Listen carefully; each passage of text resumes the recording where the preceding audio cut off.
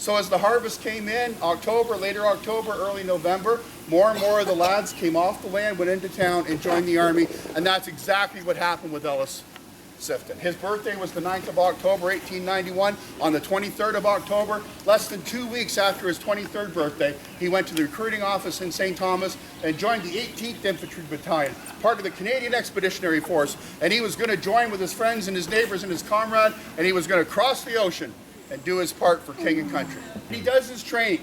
The training wraps up around the end of March in 1915, and by the time the training is done, Ellis has been promoted to Lance Corporal. Now, years and years and years ago, that meant you were the guy that stood on the corner and held the lance, the pennant, marking your unit. Now, a Lance Corporal means he's a steady man. He's taken to his training well. He's knowledgeable in his military skills. He's got some natural leadership ability. The other fellows in his group are looking to him, and they've given him one strike to indicate that, yeah, this is a good guy. You should listen to him. And by the time the unit breaks camp, makes their way to Quebec City to mount the ships to go over to England, it's the middle of April of 1915. They make their way to France in the fall of 1915. So September of 1915, the 18th Battalion, now part of the 2nd Canadian Division, is in France, and they are thrown right into the midst of it. There's an operation that's been in the planning stages for a while, close to a town called Saint-Éloi. And what they've been told is, when the time comes, you're going to run across a messy field and you're going to take over vacant positions. All of that energy, all of those lives, all of that equipment for 6 weeks that accomplished nothing. That was Ellis Sifton's introduction to modern warfare. About 2 weeks after that battle ended and he came off the ridge, Ellis was transferred to the Transportation Corps. They took him away from the line and they made him a truck driver. That truck wasn't a cushy job, it was a target. They wanted steady men that had proven themselves hard to shake, strong-minded, able to handle themselves in a crisis. It didn't hurt that Ellis had grown up on the farm.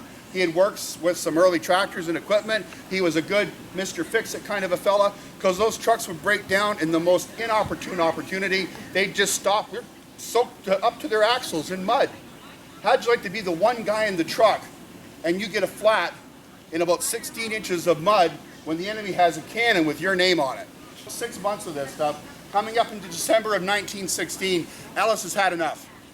He goes to his officers and he almost begs them, please send me back to my unit. Let me go back to the lads that I came here with. I need to be with my friends on the front line. And in December of 1916, he gets back to his home unit. He's now a corporal. He's reassigned to the men that he trained with. And from the very beginning that he gets back in December of 16, they're on one of the ugliest missions of the war. By the time he gets back, they're already planning the attack on Vimy Ridge for the following spring. And our officers are doing a great job. We'll talk about that in a minute. But this is what Ellis is ordered to do literally the day he gets back to the 18th Battalion. They're going to start working as trench raiders. And it's what it sounds like. During the dark of night, under the cover of the clouds, you slip out of your trench, you go across no man's land. During the day, you try to find an isolated German position at the end of the line or a bit further forward than the other lines. You want to get to that position as quickly and as quietly as you can. You want to take prisoners and bring them back to be interrogated so the officers can gather intelligence. One problem: you don't want to get found out because you're not going in strength. There's like maybe 6 or 8 of you crossing the field. If the rest of the enemy line hears you, if the enemy sentries spot you and they put up machine gun fire, they start lobbing rounds at you, there's 6 or 8 of you against the German army.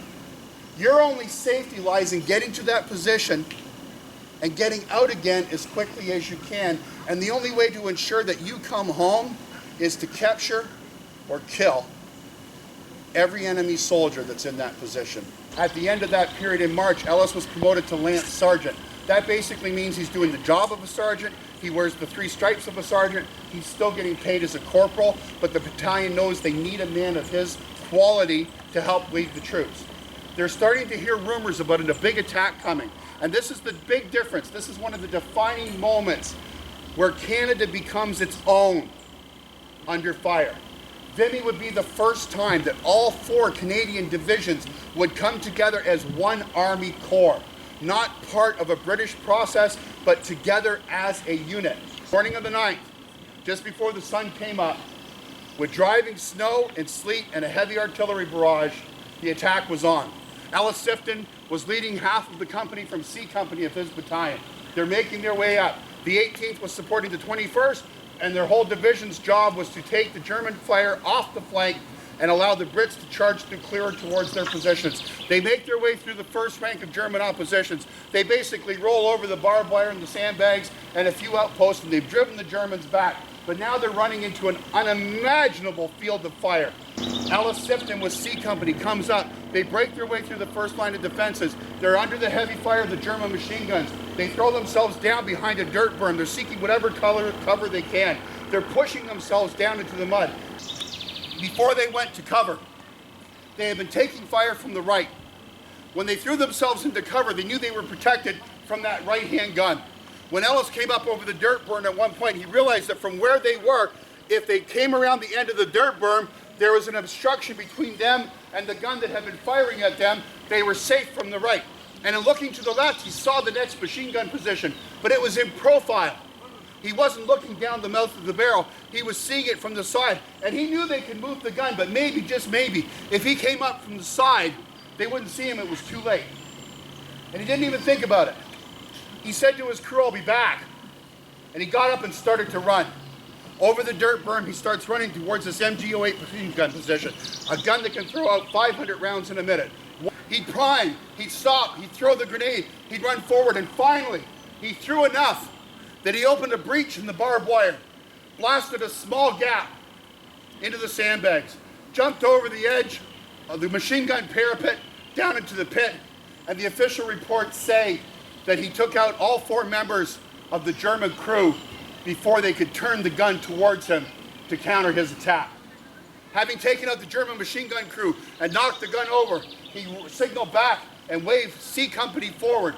They're racing across the land where he's just opened the path. As they're coming towards him at the rear, a German reinforcement group, probably a reserve machine gun crew, sees what's going on, and they're running up the trenches towards Ellis's position. They get to a dogleg and they turn towards him. The thought was to overwhelm this one crazy Canadian soldier and take their gun back before the enemy can get there. That reinforcing crew of Germans comes up, and this is what they meet. And it says he put the second group of 4 down with his bayonet and the butt of his rifle. Can you imagine being those 4 scared reserve German soldiers running down that trench, and you make that dogleg turn towards the firing position that one Canadian has just taken over, and you turn that corner ready to take over, and you're met with this. Ah! He takes the first German on the point of his bayonet, pushes him off to the side, strikes the second one with the reinforced metal butt of the rifle, clips him in the side of the head. By the time his soldiers have come over the top of the position into the machine gun pit, he's put the last man of the second 4-man crew down in the dirt. Other Canadian troops are coming up the gap that he's created. They're trying to file in. They've got a position that they can attack from. And whilst Ellis is turning to take care of his soldiers and to make sure they're down and safe, one of the 8 Germans, wounded, not dead, lifts himself up off the ground, grabs his rifle, takes aim at Ellis, and fires.